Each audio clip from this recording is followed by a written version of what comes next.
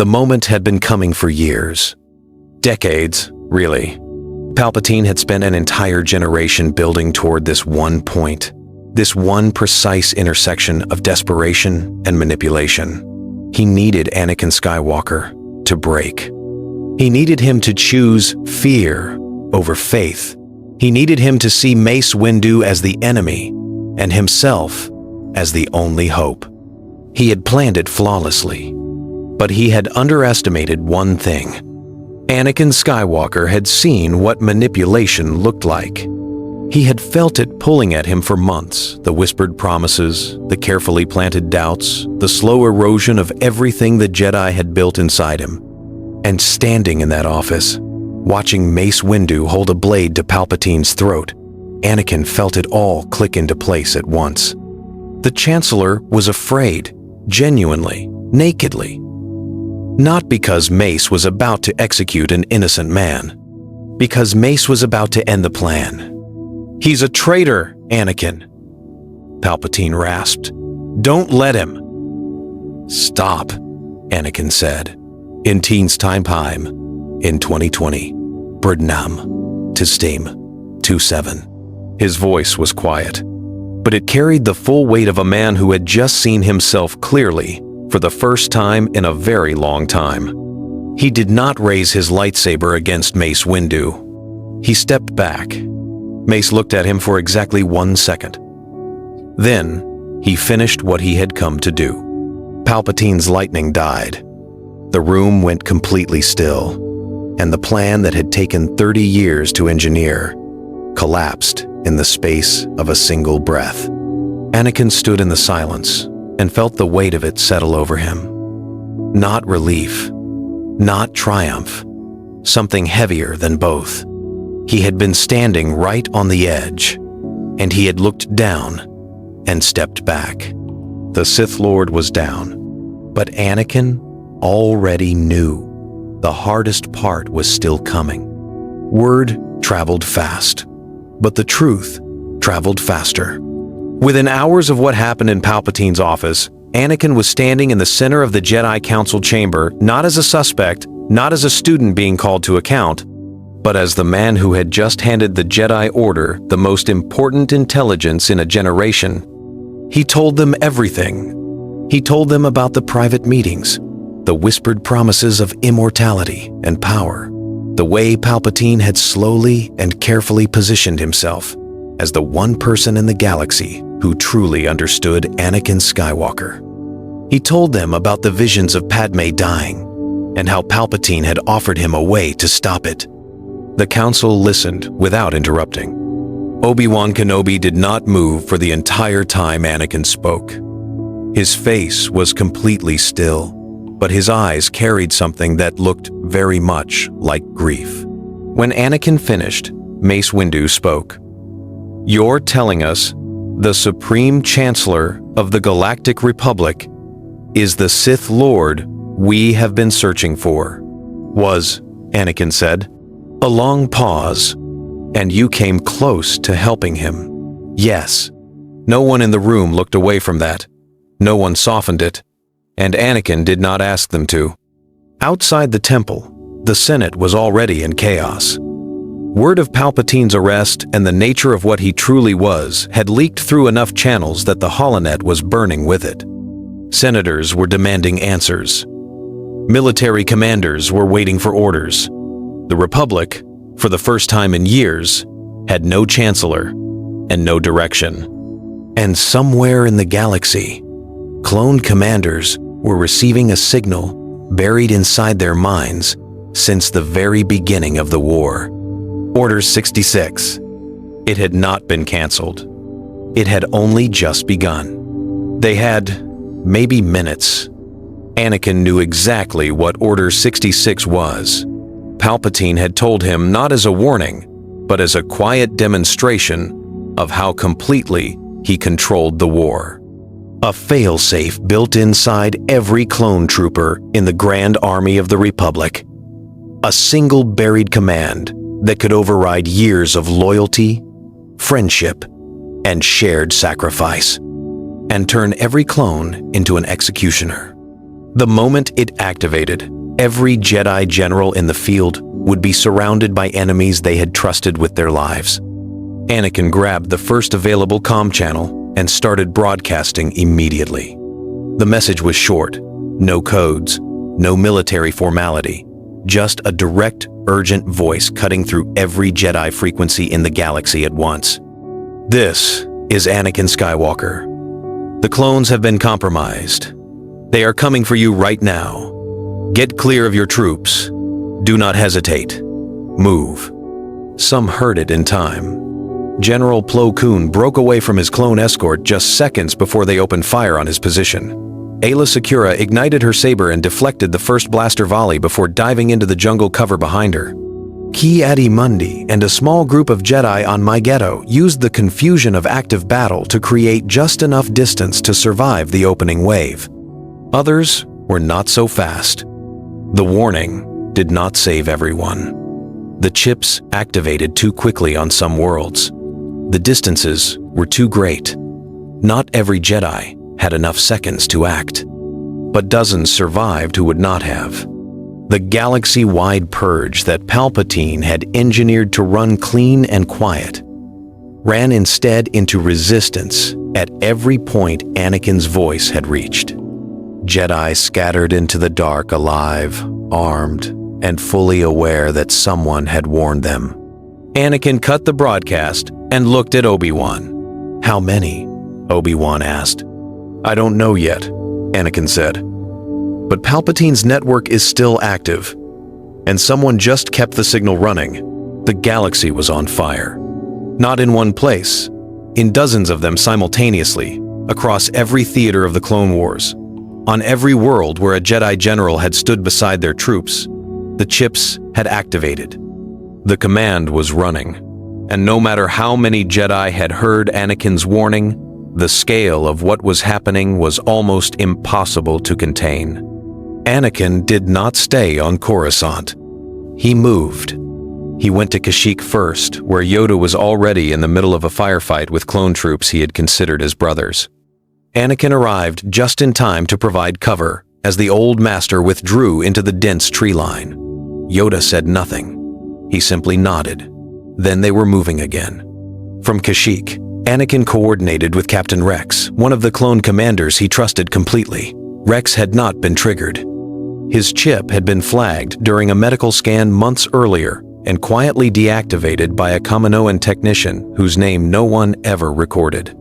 Rex immediately began identifying other clone units with similar flags. Troopers who had either not activated or were actively resisting the override. It was not a large number, but it was something. Across Felucia, Mygeeto, Utapau, and a dozen other worlds, scattered Jedi used the chaos to break contact with their units and disappear.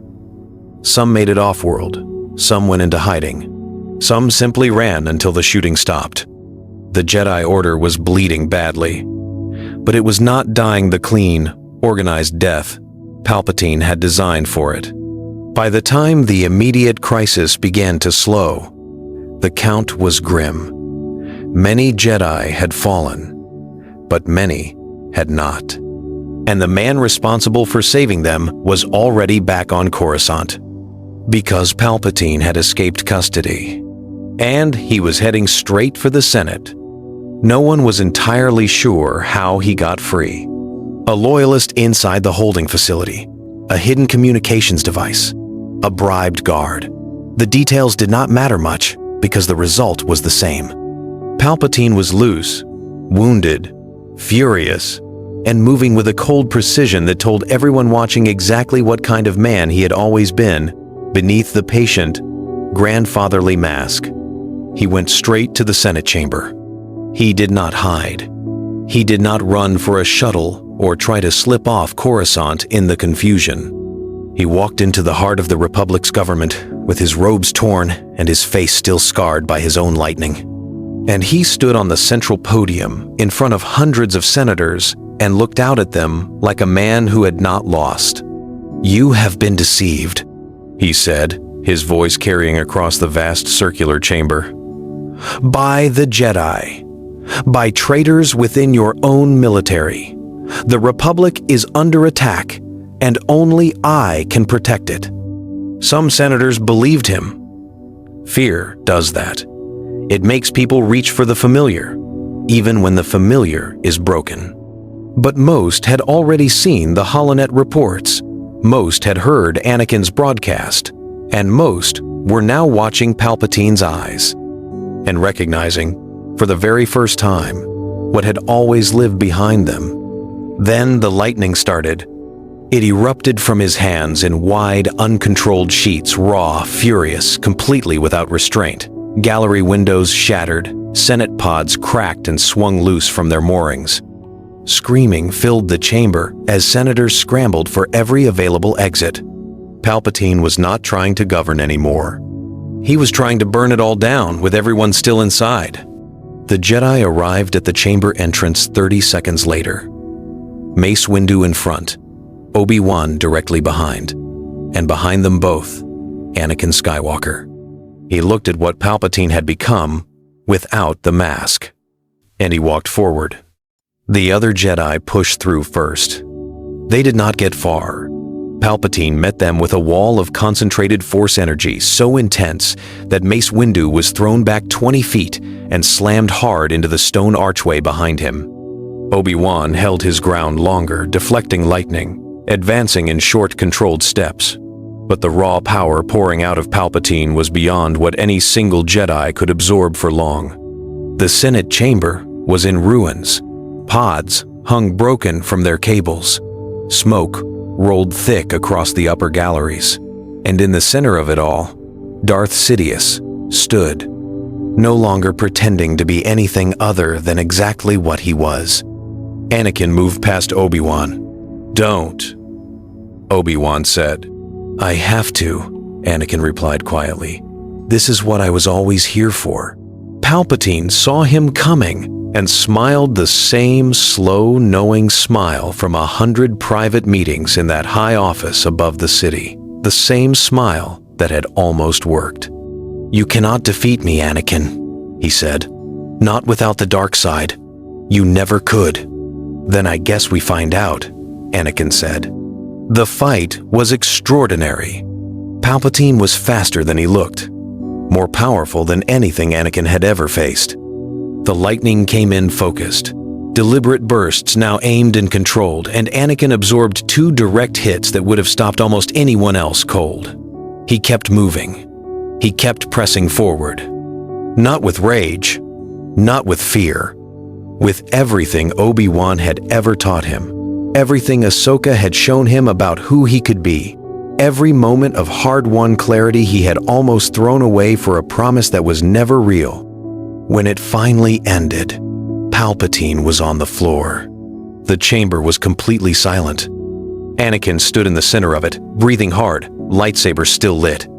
Alive, and exactly who the prophecy had always needed him to be.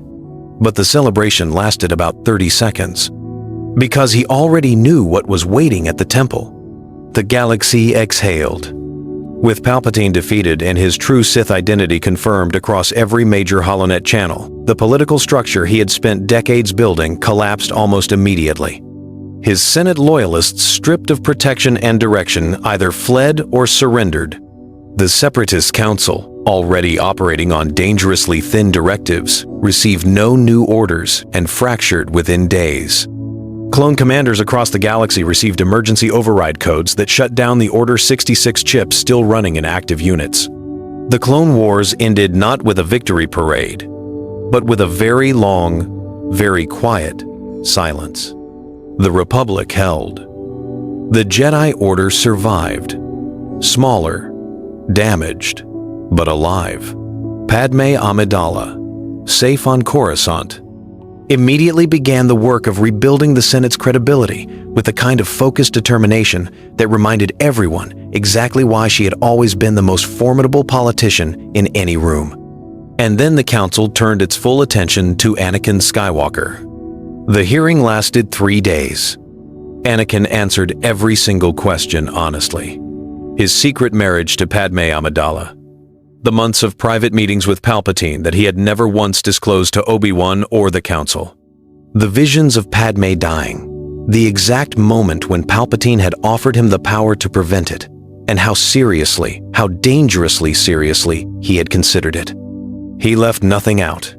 He did not soften the parts that reflected badly on him. The room went very quiet when he described how close he had actually come. Mace Windu studied him with an expression that was hard to read. Yoda, who had survived Kashyyyk directly because of Anakin's warning, said nothing for a very long time. Obi-Wan stared at the floor. The council deliberated for 2 more days. When they finally called Anakin back into the chamber, the room was not warm, but it was not closed either. What they said next would define what kind of Jedi and what kind of man Anakin Skywalker would become. He was not removed from the Order, but he was not given his mastership either. Not yet. The council made their position clear. Trust, once stretched this thin, could not be fully restored by a single good decision. It had to be rebuilt across time, across choices, across a long and honest reckoning with everything that had brought him to the edge of that office window in the first place. Anakin accepted it without argument. He was paired with Obi-Wan for field operations, not as a student, but as a partner under close collaboration. His marriage to Padme was formally acknowledged by the Order. The Council's rules on attachment were not reversed overnight, but an honest conversation about them began for the first time in living memory. Yoda himself admitted that the question of whether the code had left Jedi too cut off from their own humanity was one worth examining carefully. It was not a perfect resolution, but it was a real one. The twins were born that spring, a boy and a girl, Luke and Leia. Anakin held them both in the medical ward on Coruscant, while Padme slept beside him, and he felt something the dark side had never actually been able to offer him. Something that required no deal, no betrayal, no destruction of everything he loved. Just this, just them. He stood at the window as the Coruscant sunrise turned the city skyline gold and thought about how close it had all come to being completely different. How one decision, one quiet step back in a room full of lightning and desperation had changed the entire shape of what the galaxy would become. He was not the same man who had walked into that office, but he was still standing, still a Jedi, still Anakin Skywalker, not Vader, never Vader. The Force was in balance, not because of some great sacrifice that cost everything, but because one man, at the very last possible second, chose to be better than his fear, and somehow, that had been more than enough.